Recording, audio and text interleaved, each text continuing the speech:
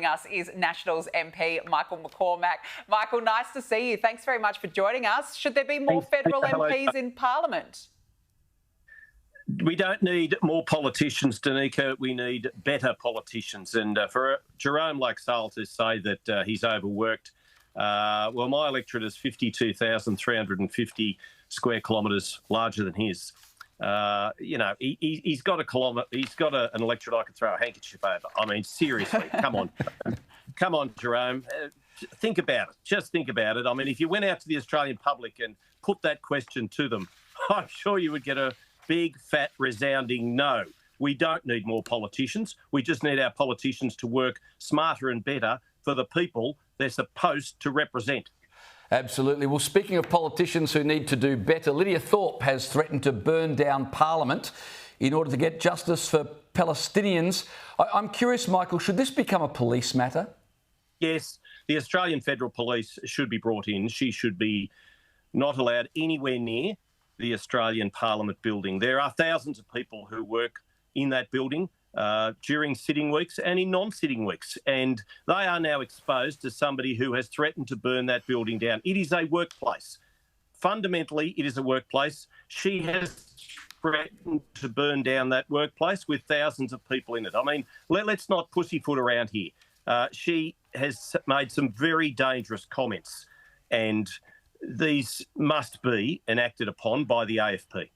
Absolutely. Well, it's a risk now. You know, it's inciting violence, and we do not accept that at all in this country. So I completely agree.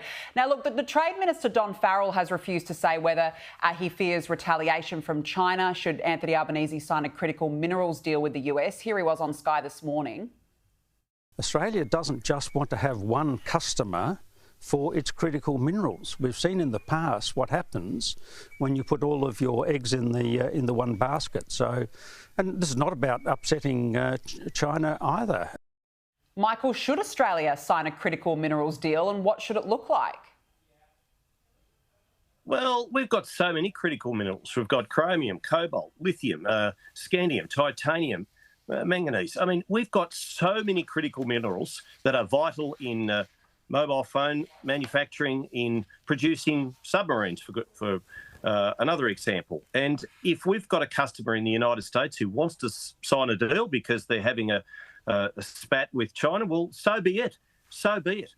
We need to be able to trade with whomever we can for the right price, because our mining is making this country what it is today. It's paying for a lot of public hospitals and a lot of public schools. The trouble is, at the moment, we've had our mining industry, agriculture demonised by Labor politicians. I mean, we couldn't even get Jim Chalmers to mention coal and iron ore in his first budget speech. What he said, though, he described them as the things we sell overseas. So they are the things which keep our export balances high.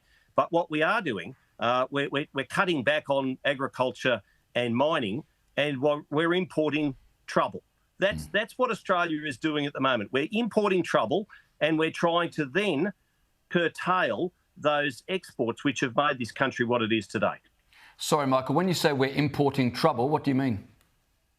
Well, you only had to look at the number of people who received citizenship just prior to the federal election. I mean, we had ceremonies lasting days, more than 10,000 people who had their citizenship papers just signed at a whim. And we've got 1,221 people coming into this country every day. They're coming into the western suburbs of Sydney and Melbourne. What we need is a planning and a population summit. Forget the productivity summit. That was just a union fest. We need to absolutely make sure whomever is coming into this country is having stringent checks and balances put across them. Those ISIS brides who are returning, I totally agree with the Shadow Attorney General, Julian Leeser, when he says that people should have the right to know where they're coming back. And I tell you what, if they have been mixing with terrorists, as we suspect they probably have been, they are terrorists themselves, and they should be subject to the full force of the Australian law if and when they return. I think everybody would agree with you, aside from Paul Scar, who would say that was inflaming emotions. I think you're spot on the money, though. The Prime Minister is taking a whole week of leave before his trip to Washington, D.C. I would have thought he'd be prepping for his meeting with Donald Trump. What does he need to do in order to convince the US that Australia are reliable allies and on the same team? Well, he should apologise for Kevin Rudd for a start, because the US ambassador had put up some terrible tweets and didn't take them down until the election was well and truly finalised in the United States. And I don't think that anything that our ambassador has done overseas has endeared Australia to Donald Trump, to the White House aides. Look, he probably needs a bit of a week to prep. I'm pleased in one sense because Richard Marles is coming to Wagga Wagga to inspect the Air Force Base here and the Army Recruit Training Centre. So he'll come here as acting Prime Minister, and that gives that visit a bit more hoopla than what it otherwise would have. So, look, I'm not against him having the week off to prepare for that important October 20 meeting at the White House. It's a meeting which should have been held months and months and months ago. But he needs to absolutely get his lines right, that the United States has no dearer friend and no nearer friend than Australia.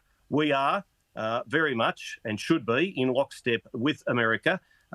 Very much he should praise Donald Trump for the peace deal he's been able to arrange in the Middle East. And these are important discussions for and on behalf of all Australians. We need our Prime Minister to be at his best when he's having them. Absolutely. Well, look, let's see how it goes. I think we should all get the popcorn ready. It's going to be great. Michael McCormack, nice to see you. Thanks very much for joining us on the show this evening. Thanks. Appreciate it. Thanks.